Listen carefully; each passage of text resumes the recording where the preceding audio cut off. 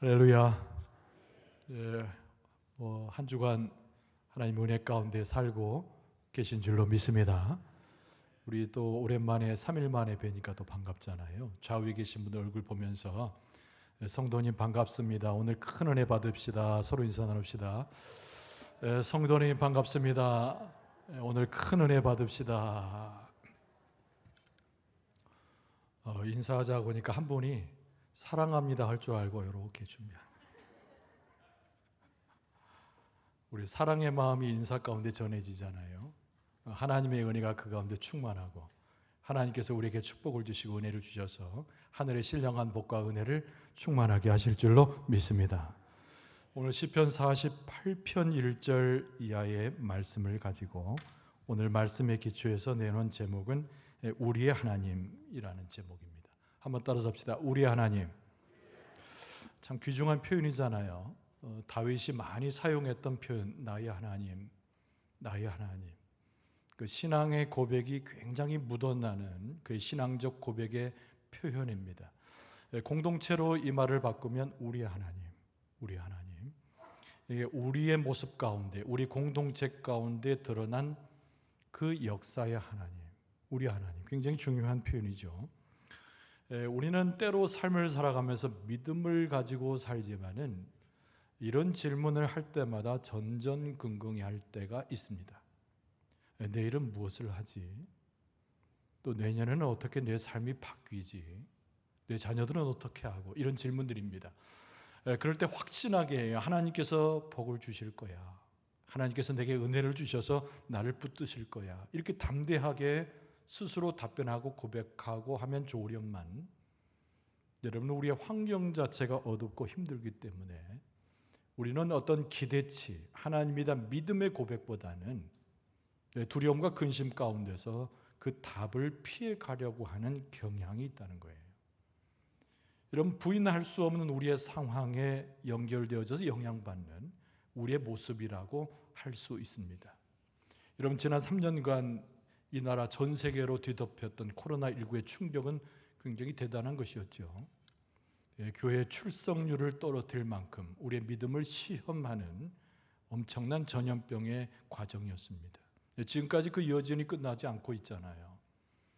처음에 약도 나오지 않고 대처할 수 없었을 때 굉장히 불안감이 온 세계, 우리나라도 감출 수 없는 불안 속에서 살았던 기억이 있습니다. 여러분, 외국의 경우입니다만 전쟁의 소식이 들려올 때마다 우리의 마음이 덜컥 내려앉잖아요.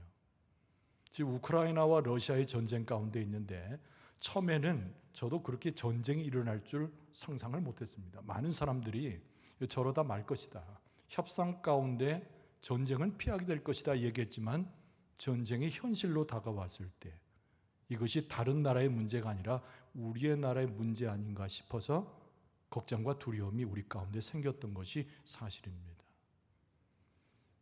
여러분, 많은 사람들이 피해를 보고 있어요. 여러분, 뉴스를 보면 전세 사기를 당하고, 그리고 중산층이었던 사람이 한순간에 빈민층으로 떨어지는 과정의 이야기가 계속 연일 보도됩니다. 가진 사람은 많이 가져가게 되고 부자인 사람은 여전히 부자인데 올라갈 수가 없어요. 삶의 형편이 펴지질 않아요.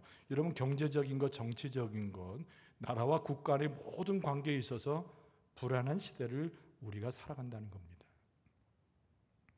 그래서 내일을 뭘 할고 근심 속에 있지 말아야 된다고 하는 것을 우리는 잘 알고 있지만 자연스럽게 우리의 마음에는 근심과 걱정이 사라지지 않는다는 거예요. 우리는 성경적인 답변을 찾아야 됩니다. 하나님은 오늘 우리에게 뭐라고 말씀하시는지, 하나님의 음성에 청종할 필요가 바로 이때 있다라는 것을 깨닫게 됩니다.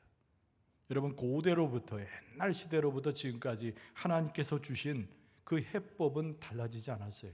무엇입니까? 우리의 삶 속에, 우리의 공동체 가운데 하나님이 개입하셔서 하나님께서 당신의 권능과 사랑을 드러내 주시는 것을 기대하는 것이죠. 우리의 힘이 아니라, 우리의 지혜가 아니라 하나님의 지혜와 권능으로서 우리의 삶을 만져주라고 하는 우리의 탄식과 기도가 그 내용입니다. 실제로 그 사건이 우리에게 벌어지기를 원하고 갈망하는 것, 이것만이 우리의 삶에서 믿음의 삶에 제대로 된 삶으로 탈출할 수 있는 유일한 하나의 통로라고 하는 것을 알 수 있게 됩니다. 여러 시대를 통해서, 여러 나라의 경우를 통해서 수많은 믿음의 삶을 살아간 우리의 선배들의 모습 속에서 이 답은 분명하다는 것을 우리는 깨닫게 됩니다. 오늘 이 본문의 말씀은 지난주에 이어서 고라의 자손들의 찬양의 시예요. 여러분, 고라 이후에 그 자손들은 얼마나 극심한 고통을 당했을까요? 그들은 뼈저린 어려움 가운데 하나님을 찬송하는 길을 찾았던 자손들입니다. 그들이 오늘 본문의 말씀에도 하나님을 높여드리면서 하나님의 권능과 그 역사를 찬송하고 있는 장면을 오늘 우리는 보게 됩니다. 여러분, 1절은 이렇게 시작돼요. 여호와는 위대하시니 우리 하나님의 성 거룩한 산에서 극진히 찬양 받으시리로다. 터가 높고 아름다워 온 세계가 즐거워하며 큰 왕의 성 곧 북방에 있는 시온산이 그러하도다. 하나님이 그 여러 궁정에서 자기를 요새로 알리셨도다. 굉장히 독특한 표현을 사용하면서 하나님의 역사와 그의 권능, 이것을 찬송하는 고라 자손의 이 시의 한 목소리로 하나님을 높이는 장면을 여기에 그대로 기록하고 있습니다. 여러분, 우리가 잘 알잖아요. 오늘 본문의 말씀은 고라 자손의 시이지만 하나님의 성전에 올라가는 한켠의 노래입니다. 그래서 이스라엘 백성들은 우리가 잘 아는 대로 1년에 3차례 절기를 따라서 곳곳으로 흩어졌던 사람들이 예루살렘으로 순례자의 모습으로 와요. 무엇 때문에? 그 절기에 하나님 앞에 예배하기 위해서. 근데 그들은 그냥 오는 것이 아니라 3, 4, 5로 짝짓고 몰려드는 모습 가운데서 예루살렘 성 주변은 제법 많은 사람들이 하나님을 찬송하는 소리를 높이면서 성전으로 온다는 거죠. 그들은 무엇을 찬송했을까? 무엇을 확신하는 믿음 가운데서 그 찬송의 근거를 찾았을까? 오늘 본문의 말씀 속에서 우리는 그것을 보게 되는 것이지요. 예루살렘 성으로 올라가면서 그들이 시를 쓰고 하나님 앞에 높이려 떴던 그 하나님, 오늘 본문의 말씀 1절을 제가 다시 읽어드리면 여호와는 위대하시니 우리 하나님의 성 거룩한 산에서 극진히 찬양 받으시로다. 이것이 오늘 시편 전체를 주관하는 매우 중요한 구절입니다. 하나님은 위대하시다는 거예요. 그래서 하나님은 위대하시기 때문에 우리는 하나님을 찬송합니다, 이렇게 고백하는 거예요. 예루살렘 성전으로 올라가면서, 자, 그들이 바라보았던 예루살렘은 어떤 곳인지 사진으로 잠깐 보도록 하겠습니다. 그렇죠. 이게 예루살렘 성이에요. 아름다운 성으로 찬송하고 하나님을 높여드리고 있는 예루살렘 성전이 한 중간에 있는 예루살렘 도성을 촬영한 사진입니다. 여러분, 나무도 별로 보이지 않죠? 그저 별로 개성이 없는 그런 건축물로 가득 차잖아요. 휘황찬란하지 않습니다. 그럼에도 불구하고 예루살렘 성으로 모여드는 자들이 그 가운데 있는 예루살렘의 성전을 바라보면서 하나님의 계심을 고백하고 하나님의 권능과 그의 역사를 찬송하고 있다는 거예요. 우리 하나님의 성, 거룩한 산, 1절 중반절에는 그렇게 예루살렘 성을 묘사하고 있습니다. 우리 하나님의 성, 거룩한 상, 너무 아름답다는 거예요. 그래서 육신적으로, 이성적으로 생각을 가지고 판단하는 것이 아니라 영적인 하나님과의 교제 가운데 하나님을 막 높이는 찬송 가운데 하나님 앞에 나아가는데 그들의 고백이 굉장히 깊어요. 그러니까 예루살렘 성의 견고함이 어디서 나오는가? 여러분, 작은 성이거든요. 예루살렘의 아름다움이 어디서 나오는가? 아까 본 대로 밋밋한 건축물이거든요. 그런데도 불구하고 견고하다고 말하고 아름답다고 말하고 심지어는 거룩하다고 표현을 합니다.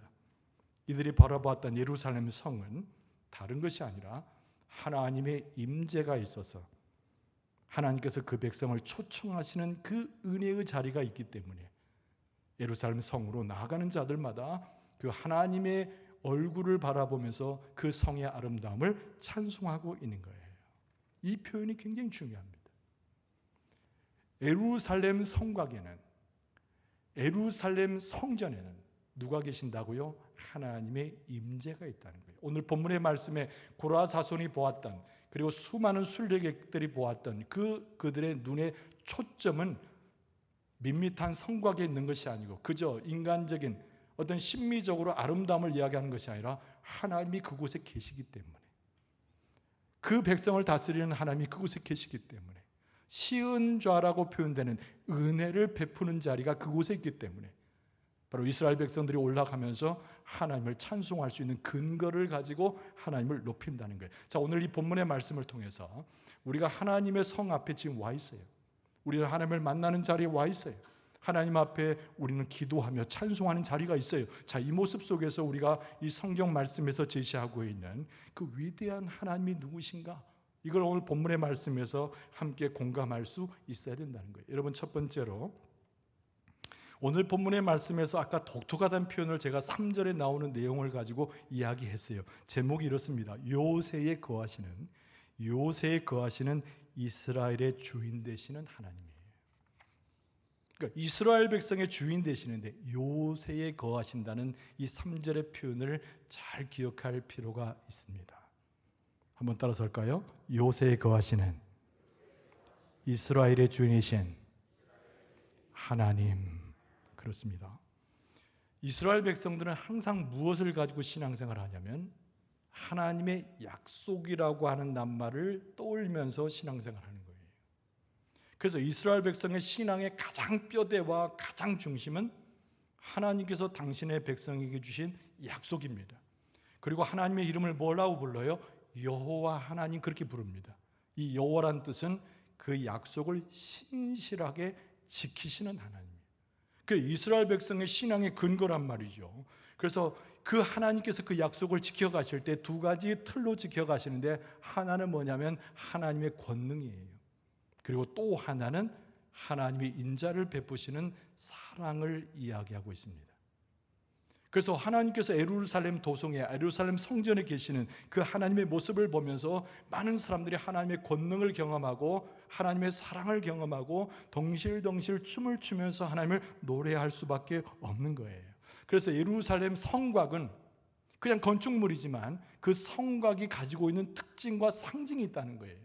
예루살렘 성에서의 예루살렘 성전이라는 건물이 가지고 있는 특징은 하나님이 그곳에 계시니까, 하나님이 그 가운데서 백성을 보고 계시니까 그 성곽은 아름다운 것이고 그들에게는 굉장히 의미가 있는 것으로 다가오는 것입니다. 3절 말씀에 이렇게 돼 있어요. 하나님이 그 여러 궁중에서 자기를 요새로 알리셨도다. 여러분, 이스라엘 백성은 우리가 이스라엘 백성을 좀 우습게 보는 경향이 있는데 그렇지 않아요. 대단한 사람들입니다. 자, 이스라엘 백성들이 아까 말한 언약 이외에 또 기억하는 것이 뭐냐면 하나님께서 당신들의 모든 역사에 개입하셨다라고 하는 생각이에요. 그러니까 전쟁 중에도 개입을 하시고 평안 중에도 인도하시고 자기의 삶의 끝과 죽음 이후의 삶도 하나님이 주관하심으로 개입하신다는 거예요. 자, 그런데 이 3절의 배경이 뭐냐면 하나님이 그 여러 궁중에서 자기를 요새로 알리셨다는 얘기는 뭐냐면 엄청난 큰 전쟁이 있었던 하나의 역사적 사건을 기록하는 거예요. 여러분, BC 722년, 제가 역사 이야기를 해서 여러분 어떻게 생각할지 모르는데 722년에 북이스라엘이 멸망을 합니다. 우리가 잘 아는 대로 솔로몬 이후에 북이스라엘과 남유다가 분열했잖아요.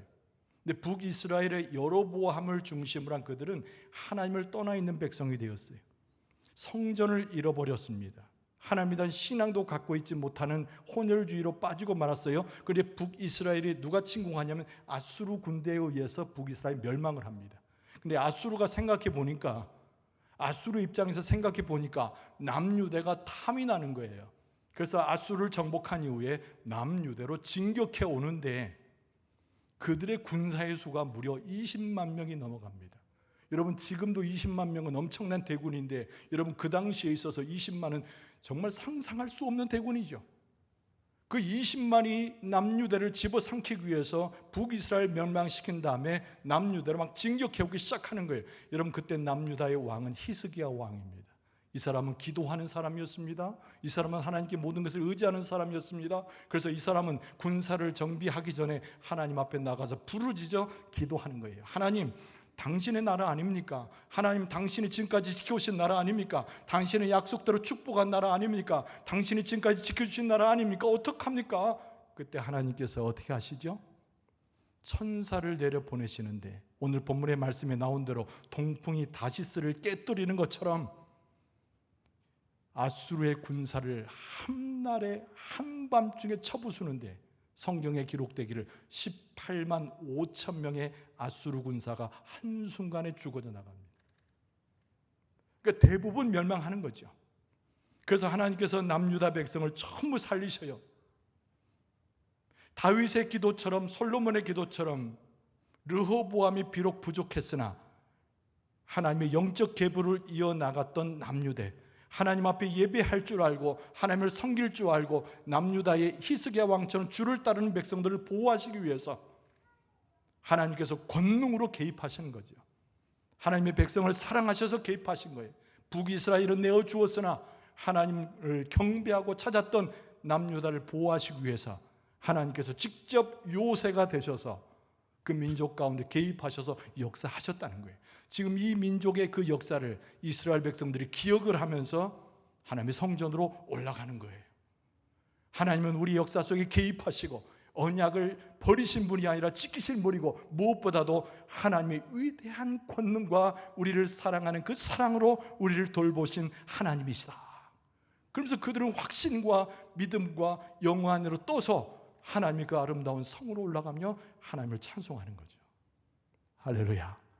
여러분, 그 사실이 오늘날도 이어지는데 성경 말씀은, 신약 성경은 그 맥을, 그 의로운 하나님의 역사의 맥을 쭉 이어가고 있습니다. 여러분, 지금도 하나님께서는 성도를 돌보시고 사랑하셔요.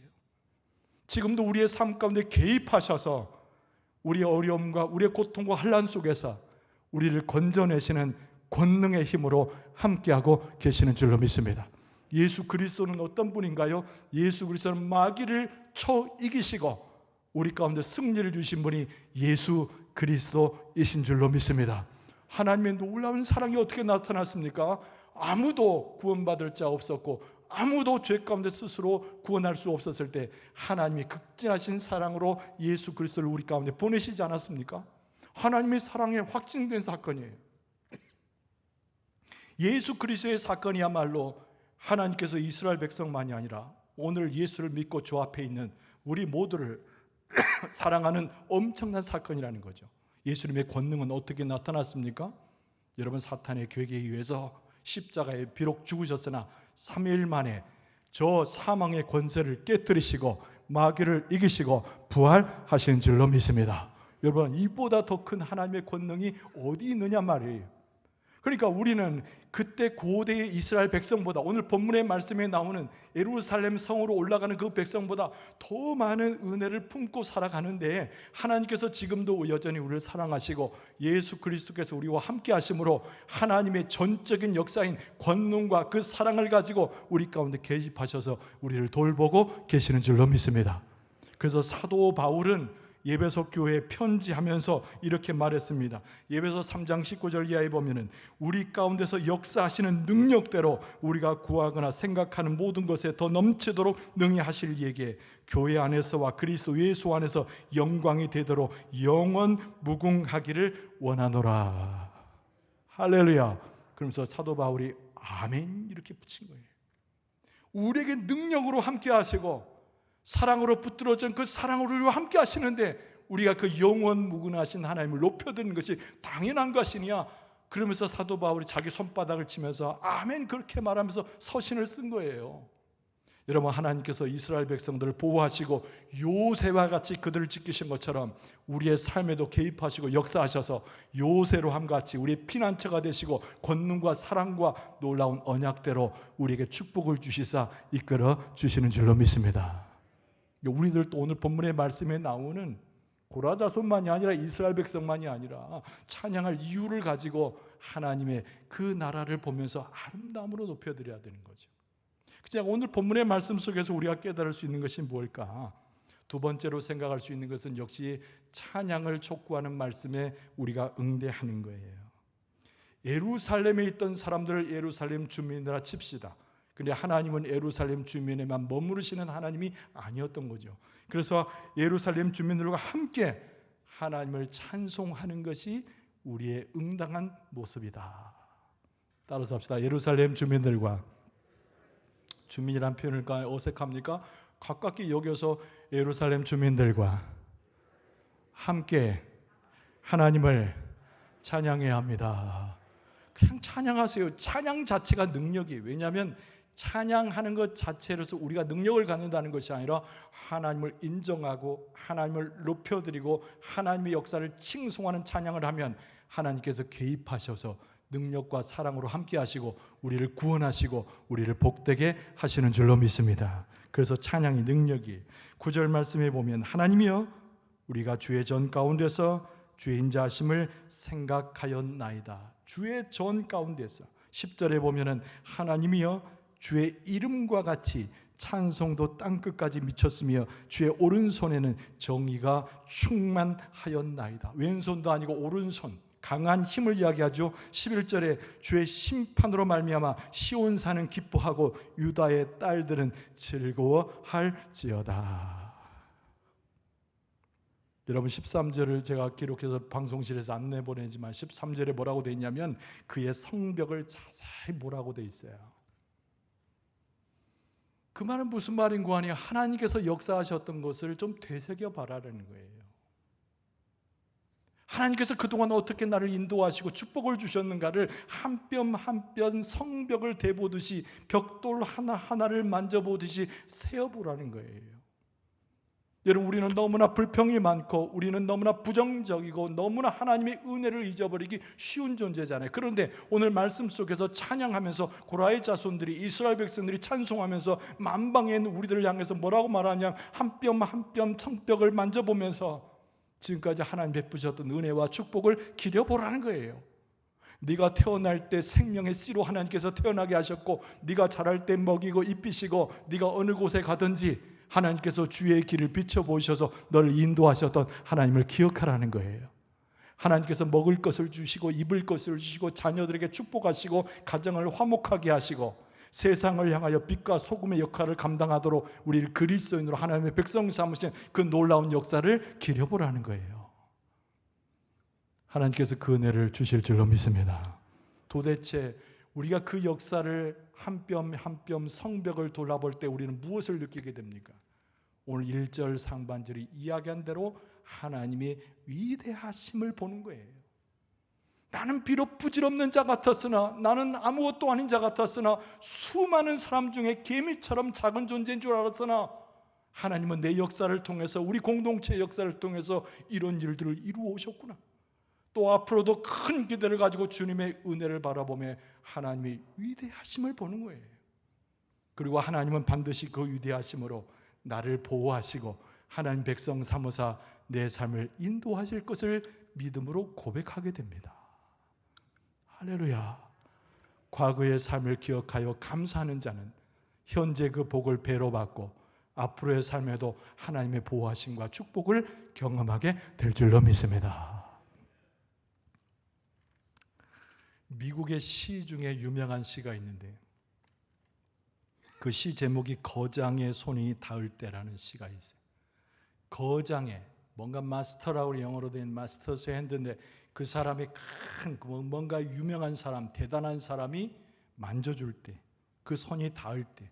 근데 무엇을 이야기하냐면 이 시는 하나님의 손길을 표현하는 비유적 시예요. 근데 그것에 배경이 있습니다. 옛날에는 미국에는 여러 가지 고대 사회에서 많은 유물들을 놓고 경매를 하는 습관이 있었어요. 지금도 그렇습니다. 근데 수백 년 된 오래될 법한 바이올린을 하나 들고 경매쟁이가 나타나가지고 사람들에게 값을 매겨요. 근데 바이올린을 가지고 왔는데 때도 묻고 형편없이 옛날 것 같고 별 볼 일 없어요. 그래서 우리나라 돈으로 단돈 5,000원에 시작합니다. 3달러에서 시작해요. 근데 많은 사람들이 손을 들지 않습니다. 계속 올라가야 되는데 10,000원, 20,000원 올라가야 되는데 너무 형편없이 보이니까 쳐다보지도 않아요. 근데 어떤 사람이 딱 일어나더니 그 바이올린을 붙잡습니다. 그리고 자기 호주머니에서 손수건을 꺼내가지고 그 바이올린을 다 닦아요. 그 다음에 그 현 라인이 쭉 있는 거를 갖다가 계속 끈을 닦습니다. 그리고 나서 자기 목에 딱 바이올린을 올리더니 연주를 시작하는데 엄청나게 아름다운 연주를 시작하는 거예요. 사람들이 모였던 사람들이 감동에 빠지기 시작했습니다. 저렇게 아름다운 연주가 나오다니 황홀 가운데 들어가요. 옆에서 경매하는 사람이 흥분해가지고 돈을 더 달라고 요청하기 시작하자 10,000원, 100,000원, 200,000원 계속 이 값이 올라가게 되는데 그 기록에 보면 우리나라 돈 500만 원에 해당되는 4,000달러 이상의 가격이 호가되고 그 바이올린이 팔리게 돼요. 요 일화가 그 시의 배경인데 거장의 손이죠. 이 바이올린을 연주할 수 있는 대단한 사람이 별거 아니고 쓰레기처럼 버려질 만한 바이올린을 붙잡고 연주했을 때 그 바이올린의 가치가 엄청나게 올라갔다라고 하는 이야기인 거예요. 여러분, 우리의 모습은 다 처지고 미련해 보이고 다른 사람들이 탐닉할 만한 것이 아무것도 없는 보잘것없는 모습이 나의 모습일 수 있어요. 근데 하나님께서 우리의 배경이 되시고 거장의 손이 바이올린을 만졌듯이 하나님께서 우리를 만져주시고 우리에게 권능을 불어넣으시고 우리의 사랑을 충만케 하시고 우리 코에 생기를 넣어주셔서 생명이 되게 하실 때 우리가 하나님만큼이나 올라가는 가치를 얻게 될 줄로 믿습니다. 이스라엘은 작은 나라였어요. 이방 백성에 비하면 별 일 없었어요. 군사도 없었어요. 그러나 하나님이 위대한 그 요새화된 능력을 경험하면서 하나님을 찬송하는 가운데 위대한 백성으로 올라갔어요. 여러분, 우리 공동체도 마찬가지입니다. 흠모할 만한 것이 없어요. 대단한 것이 없어요. 내놓을 것이 없어요. 그러나 하나님께서 우리를 만져주시고 우리 공동체 가운데 개입하시고 역사해 주시면 그 누구도 범접할 수 없는, 사탄도 범접할 수 없는 하나님의 권능과 그의 역사로 뭉쳐진 공동체로 하나님께서 세워주실 줄로 믿습니다. 이것이 바로 우리가 찬양할 근거란 말이죠. 그래서 예루살렘에 올라가는 수많은 거류민들, 그 순례자들, 거기에 있는 사람들과 함께 우리는 무엇을 할 것인가? 우리를 높여주시고 가치 있게 하시고 우리를 새롭게 하시는 하나님을 찬송하는 것이 마땅한 것이다. 그래서 그분이 얼마나 우리에게 친절하시고 인자하십니까? 우리를 의롭게 하시고 하나님 백성 삼으시지 않았습니까? 여러분, 독일 사람들이 많이 보는 요리문답 중에 하나가 하이델베르크 요리문답이라는 게 있어요. 근데 원래 요리문답이라고 하는 것은 다른 것이 아니라 교회가 어떤 값진 것을 붙들어야 되는가를 가르치는 성경적 교육입니다. 거기서 나오는 이 하이델베르크 이 요리문답은 1593년도에 독일 사람들이 하나님 앞에 신앙 고백하면서 교회가 응당 고백해야 할 내용들을 기록한 그런 요리문서예요. 거기에 보면 이런 말이 있습니다. 그분의 섭리에 대해 말하는 것을 생각해 보라. 하나님을 가르치는 거죠. 하나님의 섭리에 대해서 생각해 보라. 섭리는 하늘과 땅과 모든 피조물을 붙들고 잎사귀, 비, 풍요로운 해, 건강과 번영, 모든 것이 우연이 아니라 아버지의 손에서 오는 것임을 알리는 하나님의 능력임을 인정하라. 그게 요리문답의 하이델베르크 요리문답에 나오는 아주 중요한 부분이에요. 우리가 먹고 마시고 해에 의해서 따뜻함을 경험하고 우리의 삶이 건강하고 우리의 삶에 번영하는 모든 것들이 그냥 그렇게 우연히 되어진 것이 아니고 하나님께서 우리를 보호하시고 축복하신 결과로 우리에게 주어진 것이니 그것을 인정하는 것이 하나님의 섭리를 인정하는 하나님의 백성의 응당한 태도다. 그것이 하이델베르크 요리문답의 핵심인 거예요. 여러분, 하나님께서 우리 교회를 사랑하실 때 속한 모든 성도들의 삶을 번영으로, 건강으로, 축복으로 함께 하시는데 우연히 된 것이 아니라 세상에 도움을 얻어서 된 것이 아니라 하나님께서 그렇게 부어지는 축복 가운데 이루어지는 하나님의 은총의 결과가 된 줄로 믿습니다. 하나님을 찬송해야 됩니다. 우리의 삶은 과거에도 그렇고 현재도 그렇고 앞으로도 그 하나님의 은혜 가운데 살아가기 때문에 계속 찬송하는 거예요. 자, 오늘 본문의 말씀 가운데 우리에게 무엇을 가르쳐 줍니까? 왜 우리가 하나님을 깊이 생각하며 하나님을 찬송해야 되는가? 오늘 본문의 말씀의 마지막 절은 우리의 그 이유를 분명히 설명하고 있어요.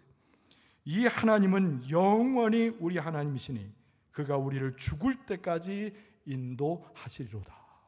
굉장히 독특한 표현이에요. 여러분, 시편 다른 시편에도 별로 찾아볼 수 없는 엄청난 표현이에요. 죽을 때까지, 주님 나라 갈 때까지 하나님의 백성으로 살아가는 모든 순간에 하나님께서 위대하심으로 축복할 것이니 하나님을 깊이 생각하고 하나님을 찬송함이 마땅한 것이다. 할렐루야. 하나님을 깊이 생각하여 믿음을 간직하여 하나님을 찬송하는 하늘의 백성이 될 수 있길 바랍니다. 하나님께서 베푸신 은혜를 다시 한번 고려하면서 늘 하나님 앞에 찬송하고 은혜로 가득 차서 믿음 가운데 행하는 길에 성공할 수 있는 여러분과 저의 모습, 우리 공동체 되어질 수 있기를 주의 이름으로 축원합니다.